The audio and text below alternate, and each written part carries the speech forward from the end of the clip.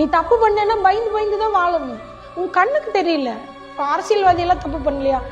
எத்தனையோ கெட்டது செய்யறான், அவன் எல்லாம் நல்லா இருக்கான். அவன் நல்லா இருக்காங்கிறது மேலோட்ட பார்வை. உள்ளுக்குள்ள போனாதான் அதுக்குள்ள என்னென்ன இருக்குன்னு தெரியும். புரியுதுங்களா? என்னைக்கும் ஈக்குவல் ரியாக்ஷன் இருக்கும்.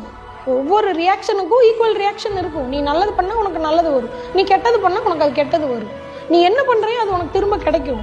அப்போ நீ தப்பு பண்ணேன்னா உனக்கு அதுதான் திரும்ப வரும். சரிங்களா? அப்போ நேர்மையா இருக்கிறது கோமாளித்தனம் இல்லை. இது உங்களையே அறியாம உங்க மனசுல விதைக்கிறாங்க. நேர்மையா இருக்கிறது தான் கெத்து.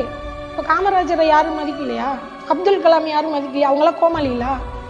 அவங்கள நேர்மையா தானே இருந்தாங்க. ஃப்ராட் பண்ணி, நான் பேர் சொல்ல விரும்பல, ஃப்ராட் பண்ணி தோத்தவங்க, ஃப்ராட் பண்ணி கோடீஸ்வரன் ஆனவங்க, ஏமாத்தி ஜெயிச்சவங்கலாம் இப்போ என்ன சொல்றாங்க? பேர் சொல்லக்கூட யாரும் தயார் இல்லைல்ல. அவங்க இருக்கும்போது எவ்வளோ மரியாதையாக பேசினாங்க. ஏன்னா அந்த மரியாதை அந்த பணத்துக்கு கொடுக்குது, அவங்களுக்கு இல்லை.